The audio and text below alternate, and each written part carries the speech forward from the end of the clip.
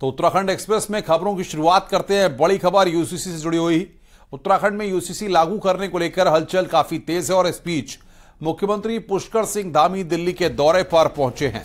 सूत्रों के मुताबिक बड़ी खबर यह है कि सीएम धामी की पीएम मोदी से मुलाकात संभव है। रविवार या फिर सोमवार को यह मुलाकात हो सकती है और इसमें यूनिफॉर्म सिविल कोड को लेकर भी बातचीत हो सकती है। राज्य में यूसीसी कमेटी ने ड्राफ्ट तैयार कर लिया है और उत्तराखंड में यूनिफॉर्म सिविल कोड लागू करने से पहले केंद्र की हरी झंडी का इंतजार है। जल्द ही कमेटी ड्राफ्ट सौंपेगी और सीएम धामी का कहना है कि उसके परीक्षण के बाद ही जल्द ही उत्तराखंड में यूसीसी लागू कर दिया जाएगा।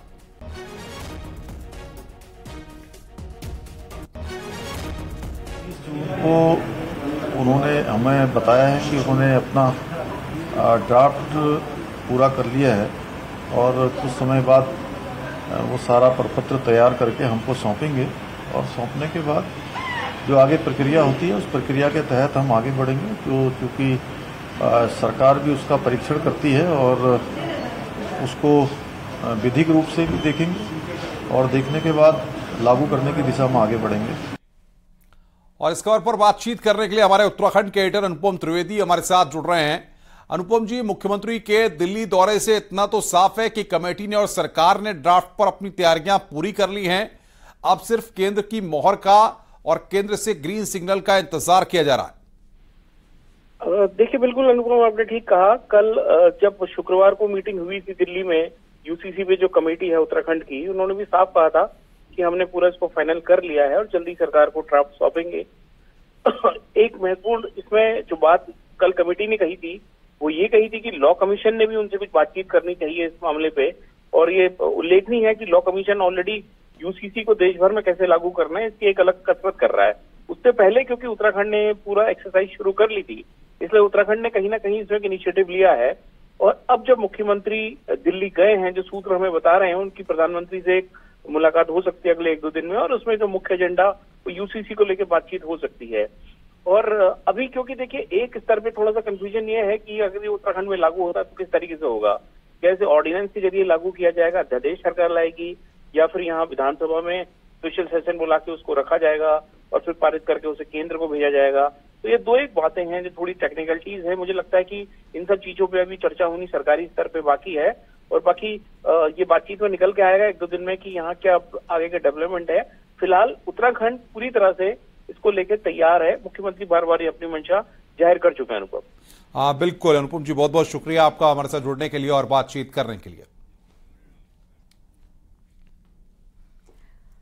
तो दिल्ली दौरे पर हैं सीएम पुष्कर सिंह धामी और यहां पर यूनिफॉर्म सिविल कोड कमेटी के सदस्यों ने सीएम धामी से मुलाकात की। जस्टिस रंजना देसाई के नेतृत्व में कमेटी के सदस्यों ने सीएम धामी से मुलाकात की है और मुलाकात के दौरान ड्राफ्ट की जानकारी भी दी। 30 जून को ही कमेटी ड्राफ्ट को फाइनल कर चुकी है और जल्दी ही प्रिंटिंग के बाद इसे सरकार को सौंपा जाना है।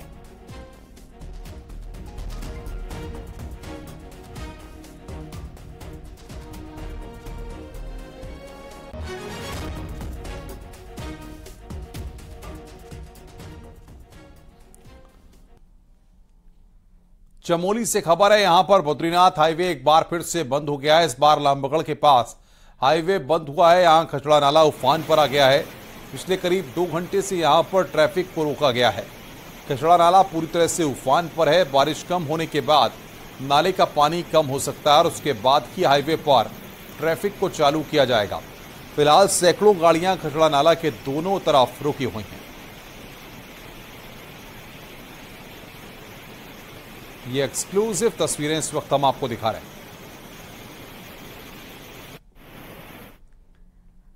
रुद्रप्रयाग में मानसून शुरू होती ही एक बार फिर से बद्रीनाथ हाईवे पर नरकोटा और श्रीनगर के बीच कई स्लाइडिंग जोन बताया जा रहा है कि सक्रिय हो गए हैं और यहां पर सबसे बड़ी समस्या सिरोबगड़ में है। पिछले कई दशकों से ये स्लाइडिंग जोन काफी सक्रिय है। बरसात के दौरान खतरा काफी ज्यादा बढ़ जाता है।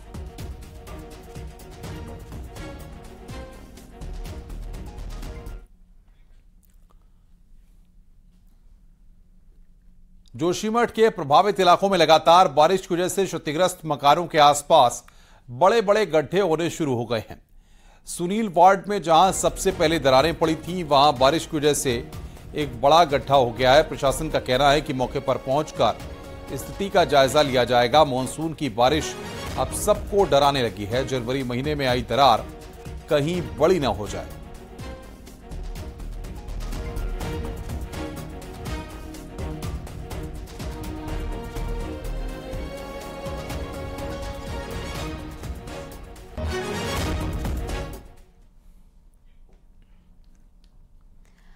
नैनीताल में बारिश के बाद 2 गाड़ियों पर मलबा गिर गया। लगातार हो रही बारिश जब थमी तो भवाली रोड पर खड़ी 2 कारों पर दीवार गिर गई।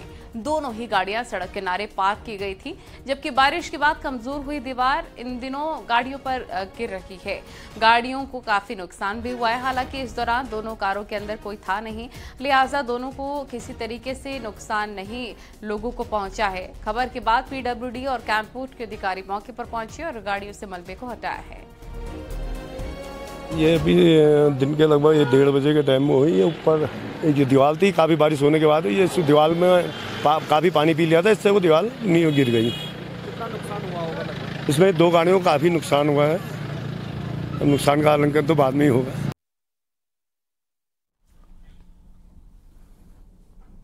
आगे बढ़ते हैं। पहाड़ों में बारिश का दौर जारी है, लेकिन उसके बाद भी चारों धामों में यात्री पहुंच रहे हैं। इसके साथ ही हेमकुंड साहिब में भी लगातार यात्रियों का तांता लगा हुआ है। हेमकुंड साहिब में अगर हर दिन 1500 से अधिक तीर्थयात्री मत्था टेकने के लिए पहुंच रहे हैं। हालांकि धाम में अभी भी बर्फ है और कड़ाके की ठंड पड़ रही है।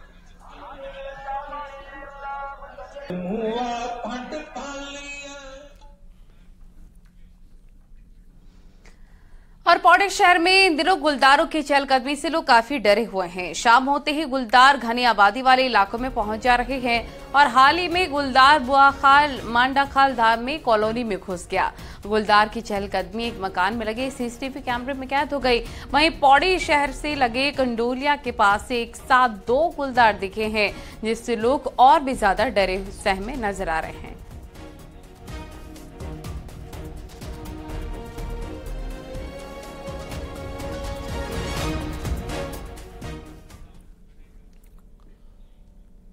क्या आपने कभी इंसानों से दोस्ती करते गुलदार की तस्वीरें देखी हैं? अगर नहीं देखी तो हम आपको इन तस्वीरों को दिखाते हैं।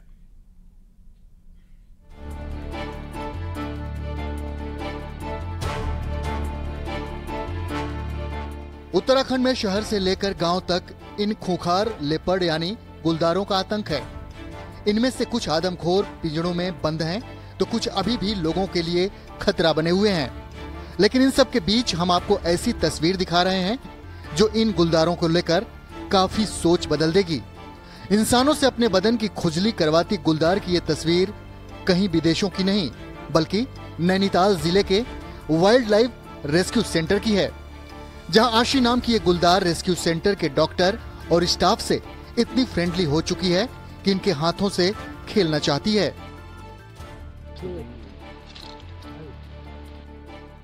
आज से 1 साल पहले आशी अपनी मां से बिछड़ गई थी। काफी कोशिशों के बाद भी इसका अपनी मां से मिलन नहीं हो पाया, जिसके बाद उसे रेस्क्यू सेंटर लाया गया। इसी तरह नन्ही आशी अब कंप्लीट गुलदार बन चुकी है।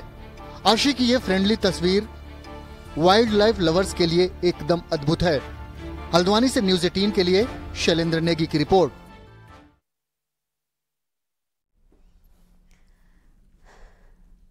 और देहरादून में चाइल्ड पोर्नोग्राफी का एक और मामला सामने आया है। यहां पर कैंट कोतवाली में एक केस दर्ज किया गया है। पुलिस को मिली जानकारी के मुताबिक परिखम दाई डाम का आरोपी टिपलाइन के जरिए गूगल पर चाइल्ड पॉर्न वीडियो शेयर करता था, जिसकी शिकायत national cyber crime reporting portal की तरफ से पुलिस को मिली है।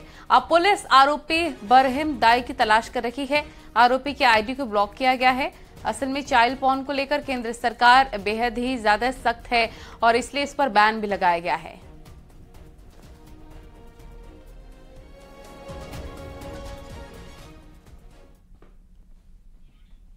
कि जो एनसीईआरटी पोर्टल पर कुछ इस तरीके की गतिविधियां पाई गई थी, जिसमें कि एक पर्टिकुलर व्यक्ति द्वारा जो है चाइल्ड पोर्नोग्राफी से रिलेटेड वीडियो को अपलोड किया गया था। इस संबंध में सूचना प्राप्त हुई और जिसमें अभियुक्त के विरुद्ध जो है 67B IT एक्ट में मुकदमा पंजीकृत किया गया।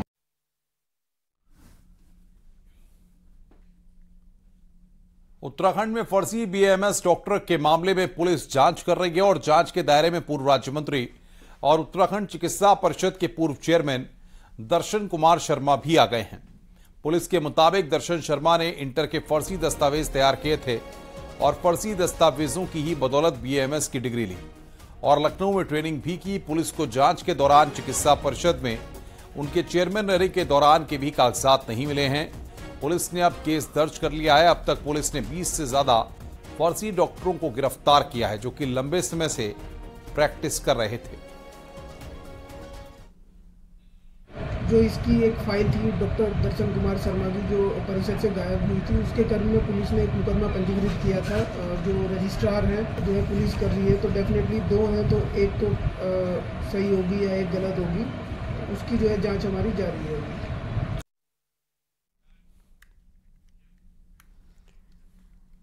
उत्तराखंड के लोक पर्व हरेला के दिन हर साल पेड़ लगाने और फिर उसकी देखरेख नहीं होने के चलते बीजेपी कई बार घिर चुकी है। लिहाजा इस बार बीजेपी ने हरेला को अलग अंदाज में मनाने की प्लानिंग की है। इस बार पेड़ लगाने से ज्यादा पेड़ पालने पर पार्टी की रणनीति रहेगी। बीजेपी ने बूथ कार्यकर्ताओं को पेड़ पालने का टारगेट दिया है। इसमें किसान मोर्चे की टीम को भी शामिल किया जाएगा। बीजेपी अध्यक्ष का कहना है कि पेड़ लगाने के साथ ही पेड़ बचाना भी हमारी जिम्मेदारी है। तो वहीं कांग्रेस के मुताबिक सबसे ज्यादा पेड़ बीजेपी के कार्यकाल में ही काटे गए हैं। इस बार हमने आह्वान कुछ और भी किया है। जहां वृक्ष लगाओ अभियान के साथ कार्यक्रम को करते थे, इस बार वृक्ष पालो अभियान ये हमने लिया है और हम आग्रह करेंगे अपने सभी बूथ के कार्यकर्ताओं से जो सामाजिक जीवन में जो वृक्षारोपण को महत्व देते हैं, अब वृक्ष पालनों की बात करने वाले लोगों की इनकी सरकार को शर्म नहीं आ रही।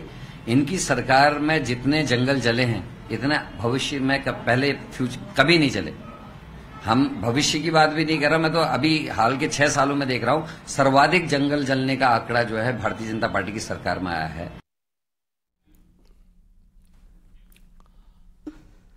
उत्तराखंड में नगर निकाय चुनाव से ठीक पहले 3 बच्चों के शर्त हटाने की मांग उठने लगी है। निकाय चुनाव वो लोग नहीं लड़ सकते जिनके 3 बच्चे या फिर उससे अधिक है। ऐसे में विपक्षी नेताओं का कहना है कि 3 बच्चों के इस प्रावधान को सरकार को खत्म कर देना चाहिए, क्योंकि जो उम्मीदवार काबिल हैं वो केवल उनके बच्चों के कारण चुनाव नहीं लड़ पा रहे हैं।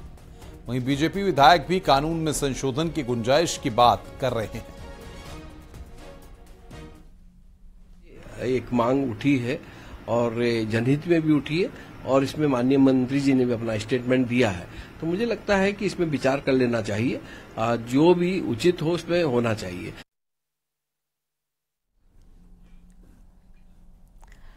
मदरसों में ड्रेस कोड। सीबीएसई पैटर्न में पढ़ाई से लेकर मदरसों के सर्वे की बात सरकार ने कही थी, लेकिन पिछले 3 महीने में जिस तरह से लव जिहाद, लैंड जिहाद पर परिस्थितियां बढ़ी हैं, सारे मुद्दे शांत हो गए हैं। ऐसे में मुस्लिम समुदाय से लेकर कांग्रेस ने इस मुद्दे पर राजनीति को तेज कर दिया है।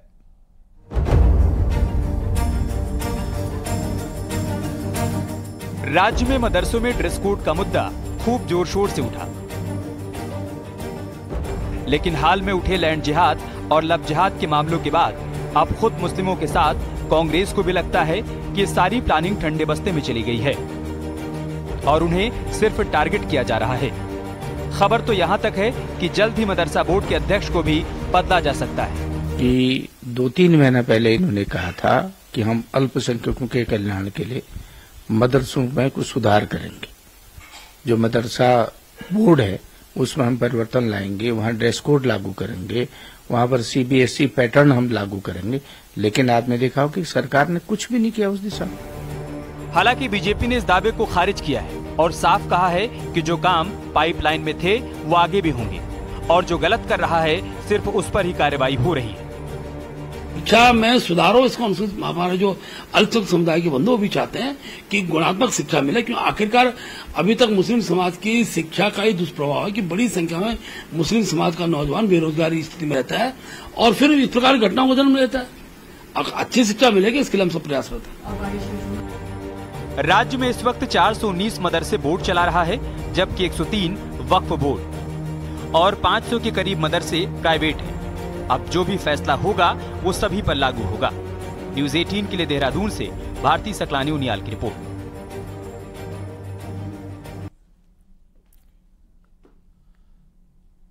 नैनीताल में पालिका माल रोड से अतिक्रमण हटाकर पैदल चलने के लिए फुटपाथ तैयार कर रही है, लेकिन फुटपाथ से अतिक्रमण हटाने की चुनौती बनी हुई है।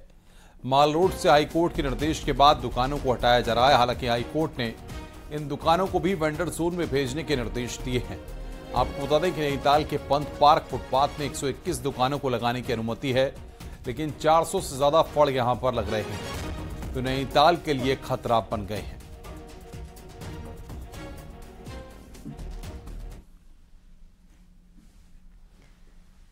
हफ्ते भर पहले तक 40 रुपए से नीचे टमाटर मिल रहा था, अब 100 रुपए प्रति किलो से ज्यादा पहुंच गया है।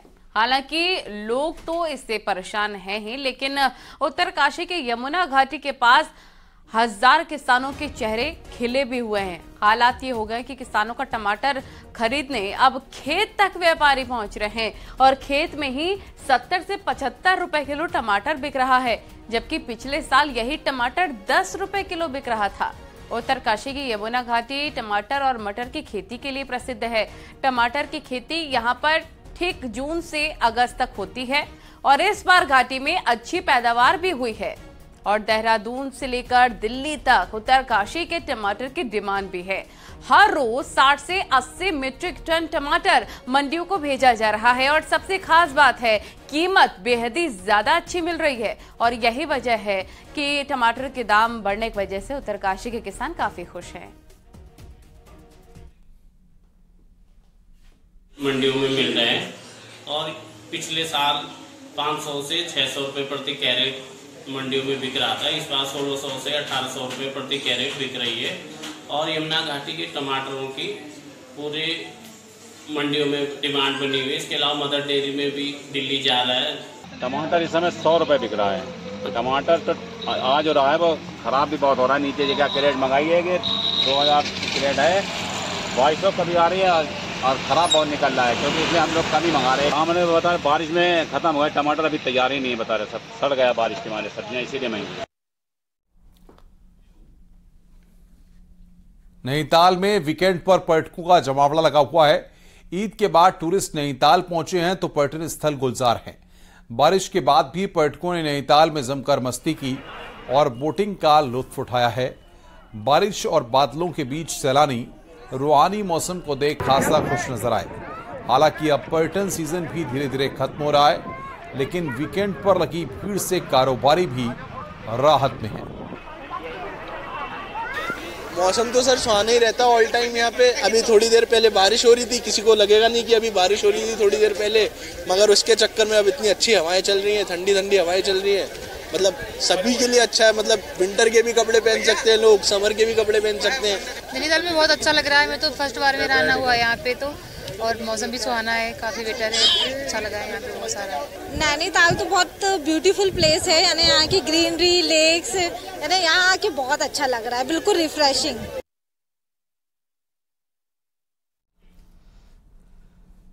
और चलिए अब आपको दिखाते हैं पहाड़ टॉप 10 न्यूज।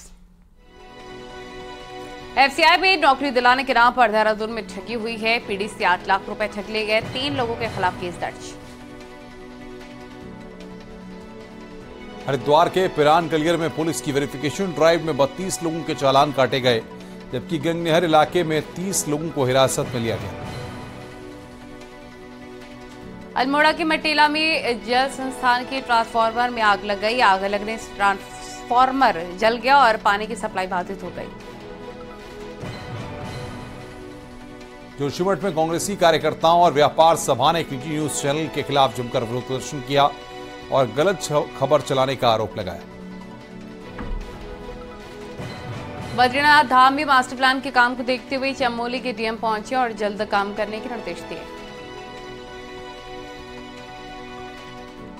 देहरादून में बन रहे सैन्य धाम के लिए हरिद्वार में अर्की पड़ी से गंगा जल भेजा गया। इस दौरान सांसद रमेश पोखरियाल निशंक भी मौजूद रहे। अल्मोड़ा में पवित्र नदियों का जल भरकर देहरादून में बन रहे सैन्य धाम के लिए भेजा गया। बागेश्वर के कपकोट में पहली बार एनडीआरएफ टीम की तैनाती हुई है, जो कि आपदा राहत के लिए बड़ा कदम माना जा रहा है। अल्मोड़ा में डीजीपी अशोक कुमार ने स्कूली बच्चों और नगरवासियों के साथ संवाद कार्यक्रम में हिस्सा लिया, जिसमें राज्य भर में बढ़ते नशे और साइबर क्राइम समेत कई मुद्दों पर बात हुई। बागेश्वर के रीमा में 5 नेपाली मजदूर जंगली मशरूम खाने से बीमार हो गए, जिन्हें अस्पताल में भर्ती किया गया है।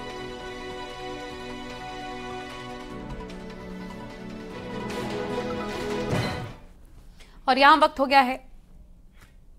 हो गया छोटे से ब्रेक का। आगे देखिए।